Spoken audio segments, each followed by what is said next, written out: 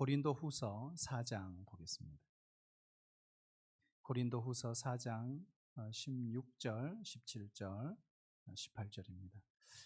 우리 함께 우리 한 목소리로 짧으니까요. 우리 같이 읽도록 하겠습니다.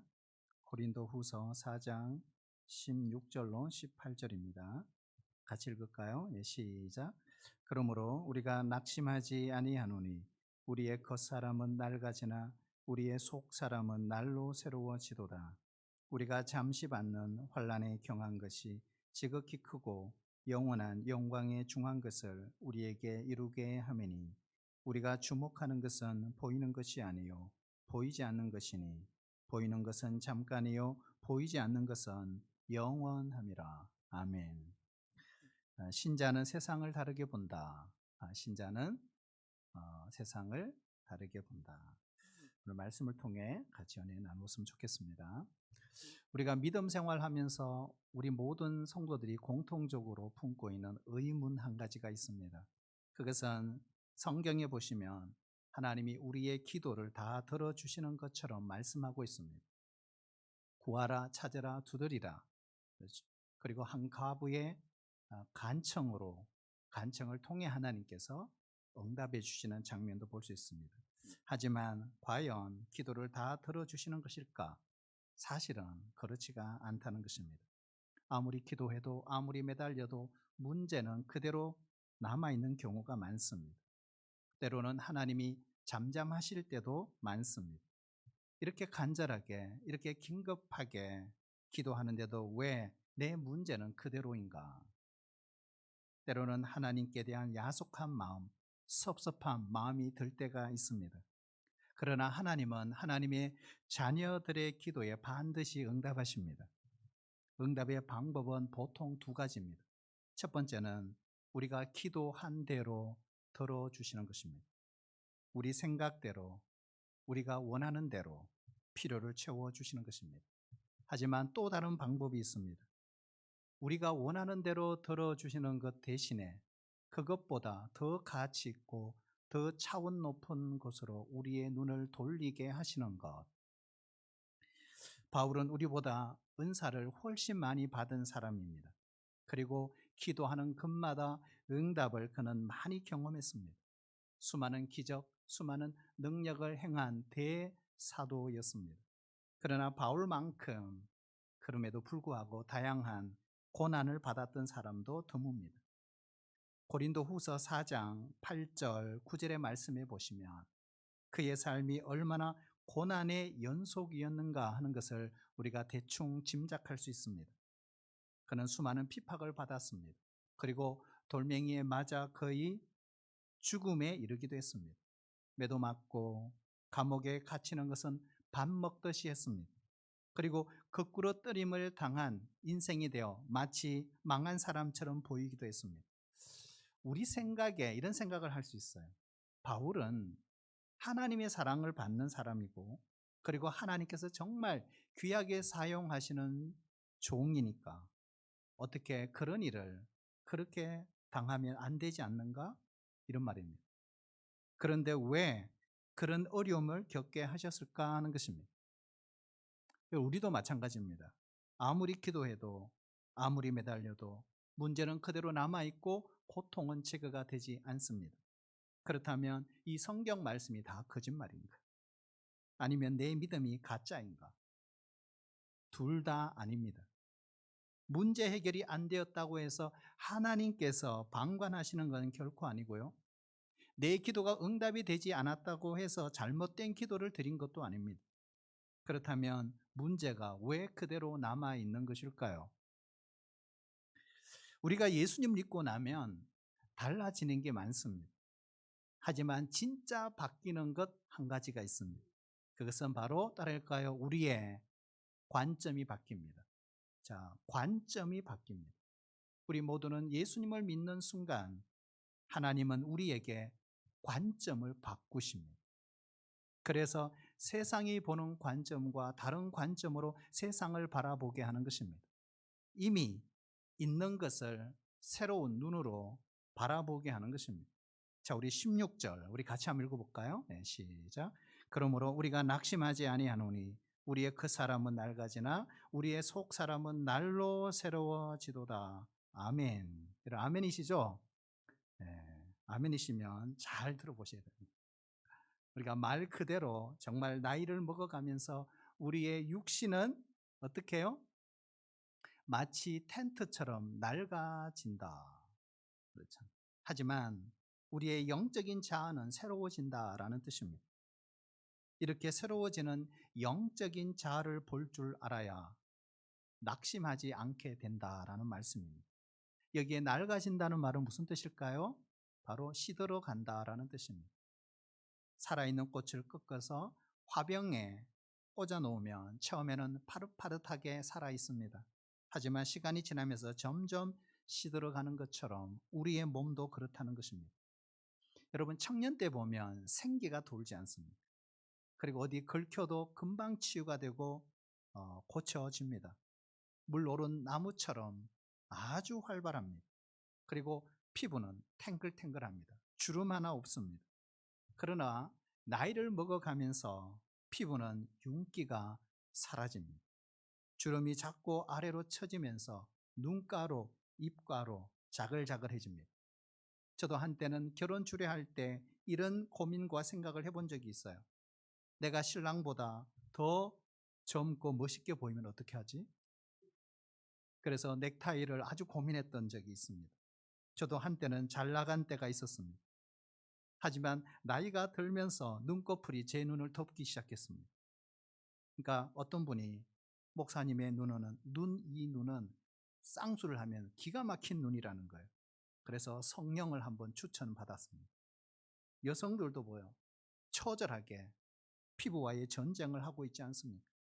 뭐 쌍수는 기본이고 비싼 아이크림을 계속 발라대고 그렇잖아요. 그리고 비싼 에센스를 쓰면서 요즘엔 줄기세포를 이용한 그런 로션이 나와서 뭐 한 6개월만 쓰면은 백옥 피부가 된다고 합니다. 그런데 너무 비싸더라고요. 네. 시금치 물로 세수도 하고 날마다 얼굴을 팩으로 도배하고. 여러분 50대가 되면 우리 모두 중력의 법칙을 이기지 못한다는 사실입니다. 얼굴에 주름이 생기고 피부가 계속 처지고 이건 어쩔 수 없습니다. 그래서 어떻게 해요? 우리 모두는 이런 사실을 인정해야 합니다. 그 사람은 늙습니다. 그런데 오늘 성경은 뭐라고 말씀하고 있습니까? 나이가 더해 갈수록 속 사람은 더 젊어진다는 것입니다. 우리의 속 사람이란 뭘까요? 바로 예수님 믿는 순간 우리 안에 새롭게 창조되는 사람, 이런 걸 영적 사람, 영의 사람, 때로는 새 사람 이렇게 표현합니다. 좀 교리적으로 보면 중생적 자아 이렇게 표현합니다. 예수 믿는 순간 우리 안에서 생성이 됩니다. 그리고 점점 자라나기 시작합니다. 나이를 먹어가면서 이런 영적인 풍성함을 누릴 수 있다면 그 사람이 조금 쇠해간다 할지라도 우리는 속상해할 것이 아닙니다. 내 그 사람은 점점 허물어져 가도 내 속 사람은 점점 아름다워져 가는 것입니다. 여러분, 우리 모든 성도들이 이런 눈을, 이런 관점을 가질 수 있기를 축복합니다. 내 젊음이 점점 나를 떠나는 것이 때로는 거울을 보면서 서글퍼 하실 수도 있습니다. 내 육신의 힘이 점점 약해지면서 내 인생에 대한 기대감이 서서히 사라지는 것 같아도 우리의 무게의 중심이 이제는 그 사람에서 속 사람에게로 옮겨지며 더욱 속 사람이 강건해진다는 사실을 우리는 깨달아야 합니다. 그럴 때 우리는 결코 낙심하지 않게 됩니다. 어떤 자료를 보니까요, 참 귀한 자료죠. 여러분 소나무를 보면 이 어린 소나무들은 껍질이 반들반들하다고 합니다. 그러다가 나이가 들면은 이 껍질이 자동으로 벗겨지면서 송진이 그 속에서 보이기 시작하고 터져 나와요. 그래서 사람이 볼 때에도 보기 싫어요. 하지만 끝이 반질반질하고 아름답게 보이는 소나무일수록 속이 약하다는 사실입니다. 나이가 많아 껍질이 벗겨지고 터져 나갈 때쯤 되면 그 소나무의 속은 더욱더 알차다고 합니다. 그리고 그 솔잎도 더욱 푸르다고 합니다. 오랜 세월 동안 우리가 주님과의 깊은 교제를 해오신 성도들은 젊은이들이 꿈꿀 수 없는 그런 아름다운 인격의 깊은 향기를 풍길 수가 있다는 것입니다. 그런데 이런 일은 하루아침에 자연스럽게 되는 것이 아닙니다. 그러므로 젊을 때일수록 우리의 시간을 허물어져 가는 것에 너무 지나치게 투자하거나 거기에 시간을 내는 대신에 기억해야 됩니다. 속 사람을 더욱 알차게 더 신경 쓰고 살아가야 합니다. 나이를 먹어감에 따라서 그 사람은 점점 낡아질 것입니다. 그리고 우리의 속 사람은 점점 아름답고 매력적인 사람으로 바뀌어져 갈 것입니다. 두 번째, 우리는 예수 믿는 순간 우리의 관점이 바뀌는데 그 중에 아주 중요한 것이 있어요. 오늘 사도 바울 우리에게 소개하고 있어요. 따라 볼까요? 환난을 바라보는 관점이 바뀝니다. 자, 환난을 보는 관점이 바뀐다. 자, 우리 14절 우리 같이 읽어볼까요? 14절. 네, 시작. 우리가 잠시 받는 환난에 경한 것이 17절. 네, 시작. 우리가 잠시 받는 환난에 경한 것이 지극히 크고 영원한 영광에 중한 것을 우리에게 이루게 하매니. 아멘. 이 무슨 말일까요? 우리의 현실의 시련, 환난은 내세의 영광을 얻을 수 있는 그러한 수단이 된다. 근데 과연 이 말에 우리가 공감할 수 있을까 하는 것. 지난주 부목사 시절 섬겼던 저희 교구에 그 당시 회장을 했던 집사님이신데요. 여자 집사님이세요. 전화가 왔습니다. 17년 만에. 얼마나 오랜 세월이에요. 그런데 저를 잊지를 못하시고 인기가 여전히 많다고 하시면서 전화를 하셨어요. 그러면서 두 가지를 얘기해서 하나는 감사하고 하나는 죄송합니다 이거였어요. 무엇을 감사하느냐. 그때 제가 그 교회 갔을 때 30대 중반이거든요. 35, 34 그때입니다. 그런데 그 여전도의 회원들은 보통 40 후반, 50 초반. 그리고 제가 맡은 교구들은 멀었습니다. 서울, 인천, 부산, 청주, 그러니까 이런 곳입니다. 그러니까 신방을 한번 가면 밤늦게 들어오면 어떤 때는 12시에 들어올 때도 있고. 그래서 그 신방 대원들하고 같이 하면서 꼭 여자 집사님들이 그랬어요. 목사님 저녁 먹고 가요. 왜 집에 가셔야 되잖아요. 집에 들어가기 싫어요. 이렇게 저보고 그러더라고요. 그래서 그 당시에 목사님이 저희들과 함께 호흡을 맞추어 저희들의 필요를 채워주시고 늘 들었다 놨다 해주신 그 목사님을 늘 기억하고 감사하고 있다고. 그런데 한편으로는 죄송하다 그러더라고요. 뭐가 죄송해요 집사님. 그러니까 너무 젊은 목사님을 너무 저희들이 마음대로 한 것 같다고. 그래서 너무 죄송하다고. 근데 제가 그랬어요. 아니에요 집사님. 제가 이 나이에 돼 보니까 왜 집사님이 집에 안 들어가시려고 하는지를 알겠더라고. 그러니까 그 집사님이 목사님 이제 아셨어요? 맞아요. 그래서 집에 안 가려고 했던 거예요. 이렇게 하시더라고요. 여러분, 우리의 30대의 인생을 살아와야 30대를 말할 수 있습니다. 40대 인생을 살아와야 40대를 말할 수 있고 50대 인생을 살아와야 50대를 말할 수 있습니다. 그렇잖아요. 제가 50이 넘고 중반이 되다 보니까 이제서야 그분들을 이해하게 되는 것입니다. 왜 우리 남성교회들이 고기를 먹으러 갔을 때 저는 처음에 그 이해가 안 됐어요. 꼭 식사하고 나면 이쑤시개로 이빨을 파시더라고요. 나는 그게 이해가 안 됐어요. 왜 이빨을 파시지? 이해가 안 됐거든요. 근데 지금 어때요? 그냥 흡수하고 있습니다. 이해가 너무너무 잘 됩니다. 우리의 현실이죠, 우리 현실. 우리가 현실에서 겪는 그 고통이 어떻게 내세의 영광을 얻게 하는 수단일까? 사실 우리가 부인할 수 없는 사실이 한 가지 있습니다. 그것은 인간은 본능적으로 편안한 것을 좋아합니다. 그래서 편안해지면 거기에 안주합니다. 무슨 말입니까? 거꾸로 말하면 우리에게 환난이 없으면 이 세상이 전부인 줄 압니다. 그래서 세상에 안주합니다. 천국은 마음에 두지도 않을 것입니다. 우리가 몰라서 그렇지. 천국의 영광은 지금 이 땅에서 우리가 누리는 그 영광, 그 편안함과 비교할 수 없을 정도로 좋습니다. 당연히 하나님은 우리에게 더 좋은 것을 주시려고 하지 않겠습니까? 덜 좋은 것에 만족하며 거기에 머물러도록 하시는 분이 아니에요.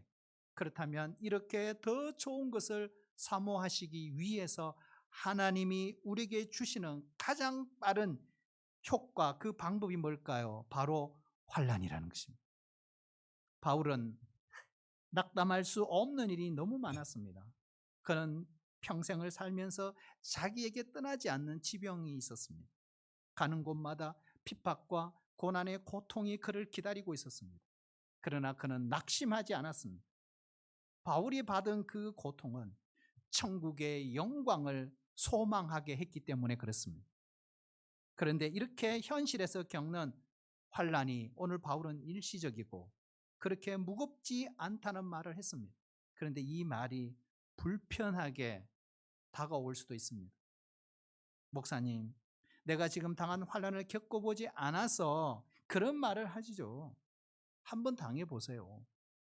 그런 말이 나오겠습니까? 맞습니다. 여러분, 이 세상에서는 가벼운 환난은 없습니다. 바울이 당했던 일이 정말 가벼운 일일까요? 그는 엄청 무겁고 견디기 힘든 것들이었습니다. 그러나 바울은 잠깐이다. 가볍다고 한 이유는 뭘까요? 바로 그 마음속에 전혀 다른 비교 대상이 있었기 때문에 그렇습니다. 그는 모든 고난을 무엇과 비교했습니까? 영원한 천국의 영광과 비교했던 것입니다. 그랬더니 현재 당하는 고통이 아무것도 아니고 금방 지나가는 것임을 알게 된 것입니다. 그래서 사도 바울은 환난 앞에서도 낙심하지 않는다고 한 것입니다. 성 어거스틴이 신의 도성이라는 책을 썼습니다. 엄청 두꺼운 책이거든요. 근데 이 신의 도성을 쓰게 된 동기가 있습니다. 신성 로마 제국이 천년을 갔어요. 그런데 어느 날 훈족의 서진에 의해서 고트족, 게르만족의 일부였던 고트족에 의해서 신성 로마 제국이 무너집니다. 신성 로마 제국이 영원할 것 같았어요. 무너지지 않을 것 같았어요. 무너지는 걸 보면서 어거스틴은 고민에 빠졌습니다. 그러나 기도하는 중에 신성 로마 제국이 무너지지만 하나님의 나라는 영원히 망하지 않는다. 이 확신을 갖게 된 거예요. 하나님의 도성, 신의 도성이 세워지고 있는 걸 그는 보았던 것입니다. 그래서 그도 낙심하지 않았다는 거예요. 무너지는 것만 보면 낙심하게 됩니다. 하지만 무너지는 것 속에 세워지는 역사가 있음을 알아야 합니다.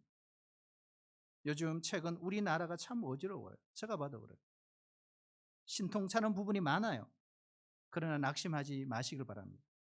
모든 이런 소용돌이를 통해 밝은 미래, 더욱더 앞에 새로운 세계가 우리에게 펼쳐질 것입니다. 잃어버리는 것만 생각하면 낙심할 수밖에 없습니다. 그러나 잃어버리면서 얻는 것이 많아요. 때로는 재산을 잃어버렸지만 믿음을 얻습니다. 건강을 잃어버렸지만 지혜를 얻습니다. 모든 것을 다 잃어버린 것 같은데 가정의 사랑과 화목을 얻습니다. 마찬가지로 바울처럼 영원한 천국의 영광을 배경으로 놓고 현재 나의 고통을 본다면 내가 겪는 환난 때문에 낙심할 일이 없을 것입니다. 우리 화가들이 그림을 그릴 때 보면 자기가 강조하는 것은 아주 스케치를 하고 난 뒤에 물감을 진하게 하고 다른 부분은 다 배경 처리합니다. 왜요? 배경 처리하는 이유는 그것만 도드라지게 보이기 위한 것입니다. 어쩌면 하나님께서 화가시라면 우리의 인생에 도드라지게 하는 부분이 뭘까요? 고난이라는 것은 스케치로 배경 처리해 버릴 것입니다. 그리고 천국의 영광을 도드라지게 만들 것입니다. 그것만 보이도록 만들 거예요. 만약 이 세상이 전부라면 우리가 살아가면서 당하는 고통이 얼마나 견디기 힘들겠습니까? 그러나 신자에게는 확실한 미래의 소망이 있습니다. 그래서 환난을 바라보는 관점을 다르게 할 수밖에 없는 것이죠. 우리 하나님은 참 지혜로우신 분이에요. 여러분 믿으세요? 얼마나 지혜로우신 분인지. 지금도 그 지혜로 일하세요. 이 온 우주 만물을 지혜로 창조하셨잖아요. 얼마나 고민하시고 얼마나 상상하시고 그리고 이 세상을 만드신 분입니다. 기도해도 우리의 현실적인 문제를 다 제거하지 않고요, 그대로 남겨놓으실 때가 있어요. 이것이 하나님의 지혜입니다. 이것은 나를 사랑하지 않기 때문이 아니에요. 더 좋은 것을 바라보게 하시기 위한 것입니다. 만약 하나님이 고통을 남겨놓지 않았다면요, 이미 예수를 믿지 않았을 수도 있는 분들이 많을 수 있습니다. 그러나 그 문제를 남겨놓으셨기 때문에 우리의 믿음이 금강석처럼 단단해지는 것입니다. 내 눈을 열어서 천국의 영광을 보는 것입니다. 은행 통장 잔고가 바닥을 치고 있습니까? 건강에 이상 신호가 왔습니까? 우리가 당하는 시련은 우리를 천국으로 이끌어주는 인도자입니다. 저도 제 삶을 잠깐 돌아보니까요, 가난도 경험하고 죽음의 위기도 여러 번 겪어보고 지금도 죽을 병에 몸에 지니고 살면서 크고 작은 인생의 환난을 겪어보았습니다. 하지만 저는 고백할 수 있습니다. 그런 아픔이 아니었다면 저는 아마도 천국의 영광을 사모하지 않았을 것이다. 그런 경험이 없었다면 이렇게 목회자가 되어서 설교도 할 수 없었을 것이다. 환난 앞에 여러분 낙심하지 마기를 축복합니다. 환난의 시간은 그다지 길지 않습니다. 인내로 영혼을 지켜내십시오. 그 환난의 시간 속에 도리어 내 마음을 천국의 영광과 기쁨으로 가득 채우십시오. 마지막 하나 더 보면요, 우리가 예수님 믿는 순간 신자는 보이지 않는 것을 볼 수 있게 됩니다. 우리 18절 우리 같이 읽어볼까요? 18절 시작. 우리가 주목하는 것은 보이는 것이 아니요 보이지 않는 것이니 보이는 것은 잠깐이요 보이지 않는 것은 영원함이라. 아멘. 우리가 인생을 살면서 낙심하는 이유가 무엇 때문일까요? 믿는 자는 믿지 않는 자는 동일합니다. 눈에 보이는 것들 때문입니다. 우리가 아무리 애를 써도 내 때로 돌아가지 않는 이 인생의 문제들 때문에, 때로는 내가 고생하는 것만큼 다 누리지 못하는 그 아쉬움 때문에 우리는 낙심합니다. 사탄은 예수님을 유혹했을 때처럼 지금도 우리를 유혹하죠. 그 유혹의 내용이 뭐예요? 천하 만국의 영광입니다. 그걸 우리 눈앞에 딱 가져놓는 거예요. 그래서 눈에 보이는 것들, 세상에서 그 누리는 것들을 우리 눈앞에 자꾸 갖다 놓는 거예요. 그래서 우리의 시선을 빼앗아 버립니다. 그러나 성경은 어떻게 말씀하십니까? 보이는 것은 잠깐이요 보이지 않는 것은 영원하다. 그러니까 어떻게 하라는 거예요? 그런 것에 현혹되지 말라, 이런 뜻입니다. 오늘 18절 말씀에 보면요, 우리가 주목하는 것, 이렇게 우리가 주목하는 것, 이게 무슨 말일까요? 우리가 뭘 바라본다는 거예요. 근데 이거는 단순히 뭘 쳐다본다 이런 뜻이 아닙니다. 주의 깊게 눈동자를 고정시켜 유심히 찾는다, 이런 뜻입니다. 마치 원어에 보면 이런 뜻입니다. 한밤중에 바다에 항해를 하는 선원이 그 등대 불빛을 발견하기 위해서 배의 모든 불을 끕니다. 그리고 빛이 없게 합니다. 그리고 두 손을 들어 그 수평선을, 그 육지를 바라보면서 자기 손을 얹어 유심히 살피고 그것을 찾아내는 태도입니다. 그것이 주목한다는 것. 사실 천국이 그런 곳입니다. 천국은 우리 눈에 보이지 않습니다. 그래서 사람들은 천국이 어디 있느냐고 말합니다. 하지만 현실 세계에서 보이지 않는 것, 영원한 천국을 보려면 첫 번째 우리의 믿음의 눈을 예리하게 떠야 됩니다. 그리고 중요한 것이 있어요. 우리 주변에 움직이는 이 현실의 빛을 차단해야 합니다. 그리고 유심히 살펴야 합니다. 마음의 눈을 열고 주의 깊게 보아야 합니다. 그럴 때 드디어 이 세상의 어떤 어떤 좋은 것과 비교할 수 없는 영광이 나를 기다리고 있구나 하는 걸 알게 되는 것입니다. 여러분, 이 시간 진지하게 우리 자신을 돌아볼 수 있기를 축복합니다. 우리가 코로나 2년을 지나면서 우리가 많이 힘들었어요. 이제 다시 사회적 거리도 해제되고 취식도 할 수 있는 자유로운 그러한 시간들이 왔습니다. 이때일수록 여러분, 우리의 시선을 주님께로 향해야 합니다. 우리는 지금 무엇의 시선을 빼앗기고 있는가? 무엇 때문에 바쁜가? 무엇 때문에 그렇게 열심히 쫓아다니는가? 잠시 멈추어서 자신을 돌아볼 수 있기를 바랍니다. 사랑하신 여러분, 천국이 있음을 믿으십니까? 정말 믿으세요? 보이지 않는 것이 영원하다는 것을 진짜 믿으세요? 그렇다면 비록 내가 좋은 집에 못 살지라도, 남들이 부러워하는 그 직장에 들어가지 못해도, 남들처럼 그렇게 갖추고 살지 못해도 다 지나가는 것, 그런 것 뭐 그렇게 대단하냐? 나에게 영원한 천국이 있다라고 하는 믿음의 배짱으로 살아가야 합니다. 인디언들은 말을 타고 열심히 달려가다고요, 높은 언덕에 올라가서 잠시 멈춘다고 하는 이유는 너무 빨리 달려와서 혹시나 자기 영혼이 미처 따라오지 못했을까 봐. 그래서 영혼을 기다려준다는 것. 여러분이 골방이든 거실이든 캠퍼스든 학교 강의실이든 집에서든지 어디든지 좋습니다. 시간을 내어서 복잡하고 번잡한 일상 속에서 잃어버린 영적인 감각을 되찾는 자기 자신을 돌아보는 시간이 필요한 것입니다. 부목사 시절에 동말레이시아 산타칸에 단기 선교를 갔다 온 적이 있습니다. 거기는 한 5천 세대가 불법 체류자입니다. 필리핀, 인도네시아, 스리랑카, 전 세계에서 오신 분들. 그런데 그 지역을 벗어나면 강제 추방입니다.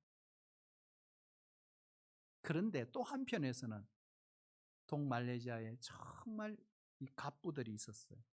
돈을 많이 벌어서 수영장이 딸린 그 저택에서 사는 현지인들을 여러 명 만나 보았습니다. 그리고 큰 집 구경을 시켜줘요.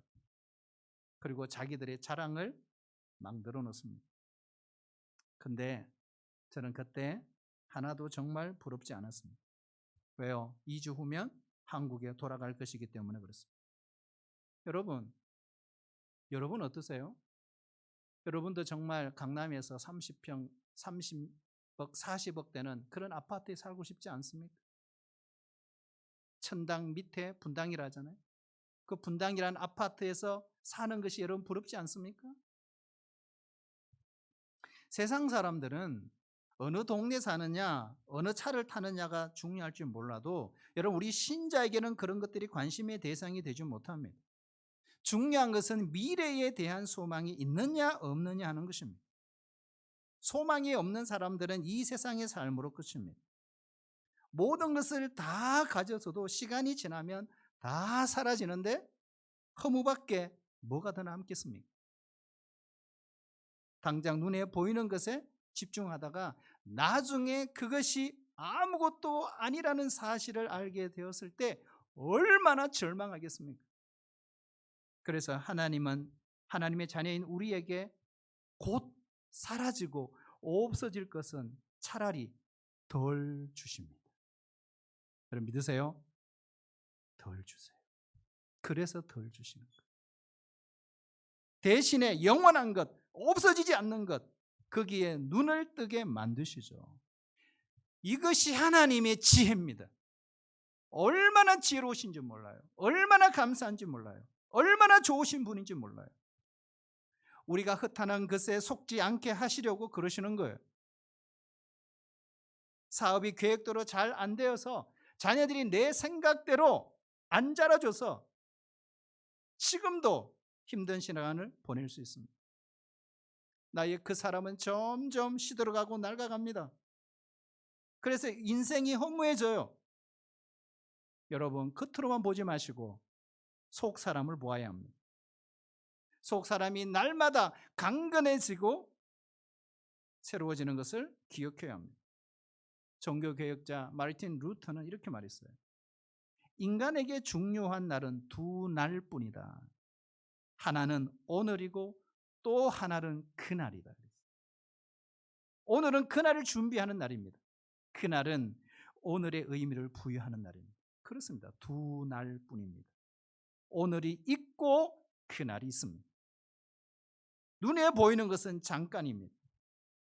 영원한 것을 사모하는 자는 현재를 내 상황이 어떻든 넉넉하게 이길 수 있습니다.